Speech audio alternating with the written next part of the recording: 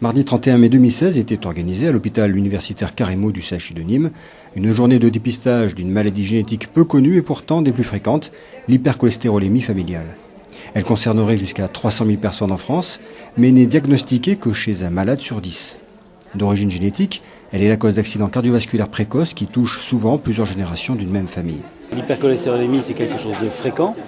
Par contre, l'hypercholestérolémie familiale, et celle qu'on dépiste aujourd'hui, c'est l'hypercholestérolémie familiale monogénique, c'est beaucoup plus rare. Et ça touche à peu près, on estime, entre une personne sur 250 à une sur 500. Donc c'est quand même une maladie génétique relativement fréquente. Et le gros problème de cette maladie génétique, c'est qu'elle est relativement mal dépistée. Puisque, d'après les statistiques que l'on a à disposition, il y aurait à peu près 90% de cette population atteinte de la maladie qui ne serait pas dépistée. Le problème de cette maladie génétique, c'est que lorsque l'on a cette maladie, on peut avoir des accidents très très précoces, très jeunes. Et nous, dans les services qu'on voit en réanimation ou à l'hôpital, quand vous avez quelqu'un de jeune qui fait un infarctus à 30-35 ans, c'est quand même très très étonnant. Et souvent, à ce moment-là, on recherche une anomalie génétique en particulier, avec un taux très élevé de cholestérol. Et on fait le diagnostic d'une hypercholestérolémie familiale. Alors c'est important pour la personne, bon l'accident est déjà survenu, mais c'est de se dire aussi cette personne a des frères et sœurs, a peut-être déjà des enfants, et c'est très important de dépister dans les ascendants et les descendants, parce que si on traite très jeune, on peut permettre d'éviter d'avoir des accidents cardiaques ou vasculaires précoces, et même on peut éviter d'en avoir totalement, quoi.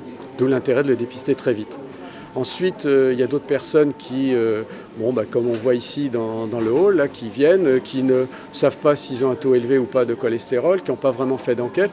Et on va dépister, par exemple, alors qu'ils ont 30-40 ans, ils n'ont aucun trouble. Et on va dépister cette anomalie par un petit examen sanguin banal et en voyant un peu les autres facteurs de risque. Et c'est important chez eux aussi de le dépister, parce que si on ne s'en rend pas compte, c'est des gens qui ont un risque majeur de faire, dans les 8 ans, un infarctus assez rapidement, un risque multiplié par 13 par rapport à la population normale. Donc c'est un risque majeur. Donc c'est une maladie qui est asymptomatique au début. On associe à la fois un dosage de ce qu'on appelle le mauvais cholestérol, qui est le LDL cholestérol, et qui dans cette forme est particulièrement élevé, au-delà de 1,9 g par litre, à un questionnaire dans lequel on essaye de recenser les antécédents personnels et familiaux du malade, les antécédents cardiovasculaires. On essaye aussi de retrouver s'il y a dans la famille des gens qui avaient beaucoup de cholestérol, s'il y avait des gens qui avaient des dépôts de cholestérol, notamment au niveau des tendons, ça s'appelle l'exanthome, ou au niveau des yeux, c'est l'arc cornéen, ou alors les dépôts sur les paupières qu'on appelle le xanthelasma. Et donc, avec tous ces critères, si vous voulez, on établit un score, et c'est à partir de ce score que l'on peut fixer plus ou moins précisément le risque d'avoir l'affection. Donc en fait, on est toujours dans le dépistage. Après, il faut confirmation de cette affection. Et donc il faut évidemment répéter le dosage du cholestérol, mais surtout pratiquer une recherche génétique de façon à authentifier la maladie. Je crois que c'est une bonne chose d'organiser sur un lieu de travail. Je crois que c'est une très bonne idée. Un dépistage un peu de façon à la fois imprévue, anonyme. On se rend compte qu'il y a beaucoup de gens qui, par le bouche à oreille, tiens, tu sais, il y a un dépistage. Comme c'est simplement une piqûre au doigt, finalement, les gens viennent voir. Quand ils ont fini leur travail, juste après, au lieu de rentrer tout de suite chez eux, ils descendent et puis ils font cet examen. Et je crois que c'est un bon moyen parce qu'on va dépister, si vous voulez, par exemple aujourd'hui, peu de cas, heureusement, puisque d'hypercholestérolémie familiale. Parce qu'en gros, en France, il y en a que 300 000 cas. Donc, c'est pas énorme, c'est même très peu. Donc, peut-être qu'on va dépister un ou deux. Mais l'intérêt, c'est que ceux aussi qui ont un taux élevé de cholestérol, qui n'ont pas une maladie familiale, qui va donc être traité beaucoup plus facilement, qui ne savaient pas qu'ils avaient un taux de cholestérol un peu élevé, ils vont s'en rendre compte, ils vont avoir des conseils, c'est pas forcément des médicaments, mais diététiques, etc. Et on sait très bien que diminuer et normaliser son taux de cholestérol, on empêche de faire un accident cardiaque ou autre plus tard. Donc c'est un dépistage très très important et le milieu de travail est très bien et bien adapté, je crois. Suite à cette journée de dépistage, une conférence grand public s'est déroulée en soirée, organisée conjointement par le CHU et le pôle promotion santé de la ville de Nîmes. Le pôle promotion santé qui a été ouvert en 2003, je dis ça de mémoire, mais ça doit être dans ces deux dates-là, qui s'appelle le Geneviève Antonios de Gaulle, puisque nous avons choisi ce nom.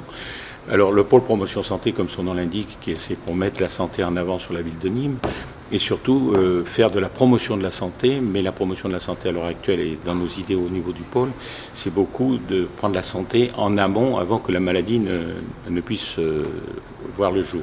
Alors on soutient des actions à tout point de vue, au niveau des personnes âgées, par exemple l'été en association avec le CCAS, on fait des ateliers, par exemple des ateliers équilibre, enfin on essaye de couvrir le panel de l'ensemble de la vie, hein, c'est-à-dire de l'école maternelle jusqu'aux personnes âgées, en associant d'ailleurs dans nos conférences les médecins du CHU pour beaucoup.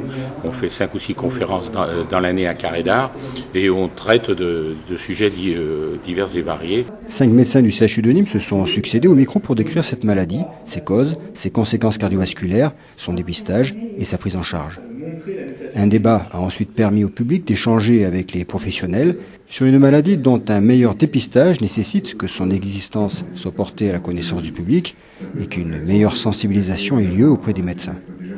Cette journée allait dans ce sens, 130 dépistages ayant été réalisés sur le public et les hospitaliers présents, permettant de détecter 2 cas que des tests génétiques permettront de valider.